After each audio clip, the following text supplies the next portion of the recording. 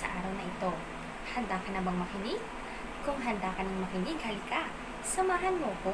Tayo ngayon ay nasa ikatlong markahan, ikalawang linggo, at unang araw. Napakahalaga na malaman natin ang kahulugan ng isang salita na ating nababasa sa isang teksto o sa isang akda. Kaya naman ang ating layunin sa araw na ito ay naipaliliwanag ang kahulugan ng salita sa pamamagitan ng pagpapangkat, batay sa konteksto ng pangungusap, denotasyon at konotasyon, batay sa kasing kahulugan at kasalungat nito. Unahin natin ang pagbibigay ng kahulugan sa pamamagitan ng pagpapangkat. Paano ba tayo magpapangkat ng mga salita upang malaman natin ang mga kahulugan nito? Meron tayong tinatawag na level of formality. Ito ay ang pagpapangkat ng mga salita ayon sa antas ng paggamit at formalidad nito. Meron tayong mga salitang formal, di formal, at neutral na kalagayan. Pansinin ninyo ang ating mga halimbawa. Sa formal ay meron tayong katoto, sa di formal naman ay kabagang, at sa neutral, ang ginagamit natin ay kaibigan. Ang ikalawang halimbawa natin, sa formal ay kaanib. Sa di formal ay kakosa. At sa neutral naman ay kasama. At ang huli naman ay para sa formal, kapanalig. Sa di formal ay utol. At sa neutral naman ay kaakbay. Mayroon din tayong pagpapangkat ng mga salita ayon sa paksa o sa classification. Tingnan natin ang mga halimbawa nito. Subukan nating pagpangkatin ang mga salita ayon sa kanilang klasifikasyon. Halimbawa, una ay ang punong kahoy, bungang kahoy, at halamang ugat. Sige nga, subukan nga nating pagpangkat-pangkatin ang mga salitang nakikita ninyo. Saan kaya natin maaaring ilagay ang nara? Tama, ito ay ilalagay natin sa punong kahoy. Ang kamagong? Tama ka riyan, ito ay sa puno pa rin. At ang mahogany kaya? Tama, ito ay maaari pa rin nating ilagay sa punong kahoy. Ngayon, hanapin naman natin ang nasa pangkat ng bungang kahoy. Sige nga, hanapin sa mga salitang yan ang nasa bungang kahoy. Tama, ang bayabas ay nasa pangkat ng bungang kahoy. Ano pa? Tama, mangga. At ang huli? Tama ka riyan.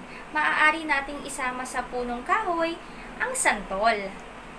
Ang huli ay para sa pangkat ng halamang ugat.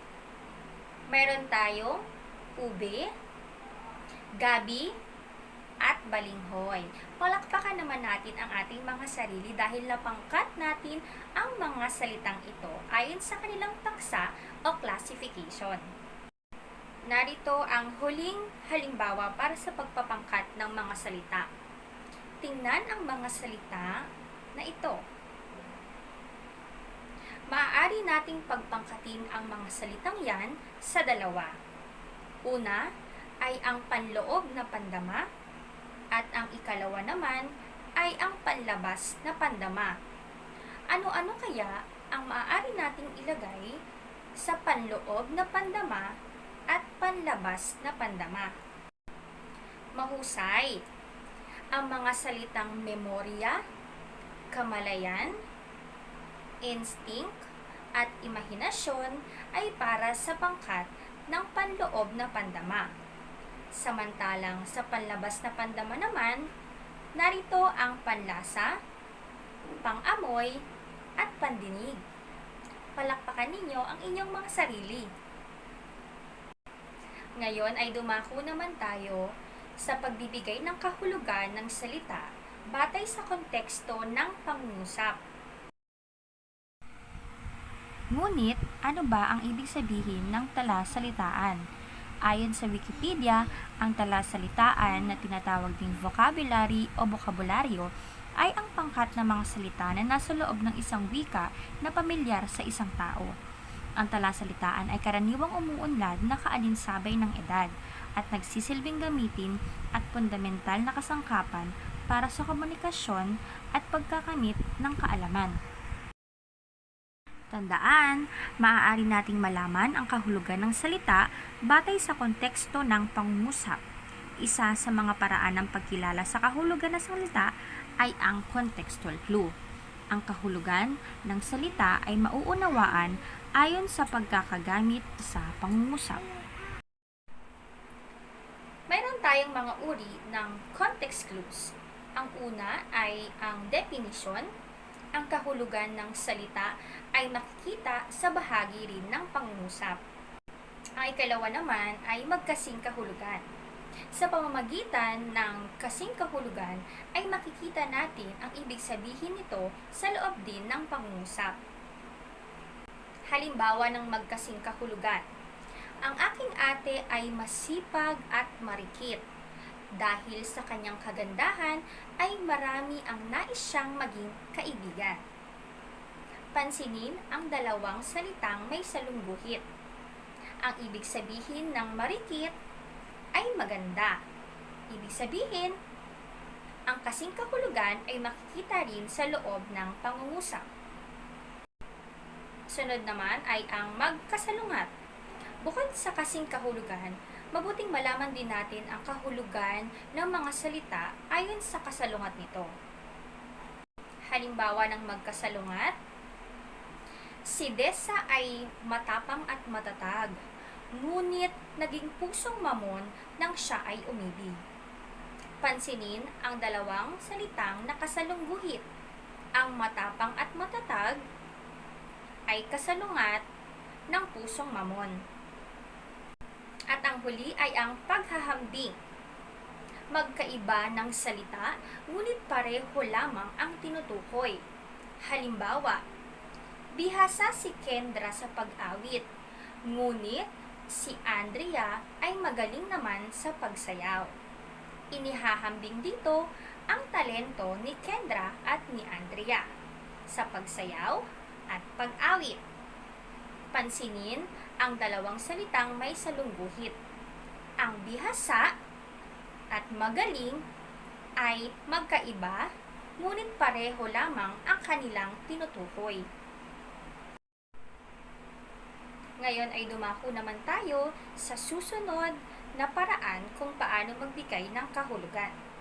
Ito ay ang denotasyon at konotasyon.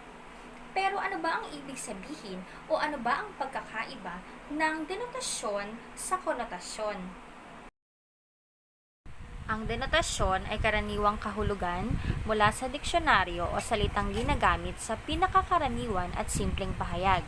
Samantalang ang konotasyon ay may dalang ibang kahulugan o maaaring pansariling kahulugan ng isang tao o pangkat na iba kaysa karaniwang kahulugan. Narito ang ilang mga halimbawa. Unang larawan, bola. Ano ang denotasyon ng bola? Tama, ito ay laruan na hugis bilog.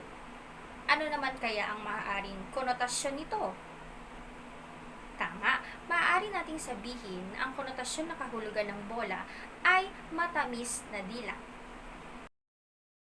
Sunod na larawan, pusang itim. Ano kaya ang denotasyon? Tama, ito ay isang uri ng hayop na nangangalmot at kulay itim. Samantalang ang konotasyon nito ay maaaring nagbabadya ng kamalasan, mahusay. Sunod na larawan ay ang buwaya. Ano kaya ang denotasyon nito? Tama, sa simpleng kahulugan ito ay isang mabangis na hayop. Samantalang ang kanyang konotasyon ay tama, maaaring ganid, maaaring matakaw, o maaaring swapang. Upang lubos mong maunawaan ang denotasyon at konotasyon, basahin at unawain natin ang mga halimbawang pangungusap. Ng halimbawa, nilangaw. Denotasyon, nilangaw na ang mga pagkain sa hapag. At ang konotasyon nito, nilangaw ang palabas sa sinehan dahil limitado lang ang maaaring lumabas para mamasyal. Sumunod ay ilaw.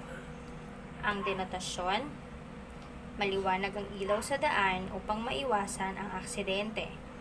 At konotasyon nito, si Aling Carmen ang nagsisilbing ilaw ng kanilang tahanan. Sunod na halimbawa, mundo. Ang denotasyon nito ay, ang mundo ay bahagi ng solar system. At ang konotasyon naman, sa iyo lamang umiikot ang aking mundo. Muli, tandaan natin na ang denotasyon, makikita ang kahulugan nito sa loob ng diksyonaryo. Samantalang ang konotasyon naman ay mga ekstrang kahulugan ng isang salita depende sa intensyon o motibo ng taong gumagamit nito. At ang huli sa pagbibigay ng kahulugan ng salita ay ang kasing kahulugan at kasalungat. Ang magkasing kahulugan ay pareho ng ibig sabihin, samantalang ang magkasalungat ay magkaiba ang ibig sabihin. Narito ang ilang mga halimbawa ng magkasing kahulugan. Maganda, marikit, mataas, matayo, tama, angkop. At narito naman ang halimbawa ng magkasalungat. Marumi, malinis, malawak, makitid, at masigla, matamlay. Naunawaan mo na ba ang paggamit ng kasing kahulugan at kasalungat? Binabati kita kung ganon. At ang huling mga halimbawa, pansinin ang mga larawan. Mainit, malamig, mahaba, maikli, at marami, kaunti. Sana ay may natutuhan ka ngayong araw na ito sa ating aralin. Kung mayroon ka pang katanungan, maaari kang sumangguni sa iyong guro sa Filipino o di kaya ay balikan ang video na ito. Paano? Sa muli nating pagkikita, paalam!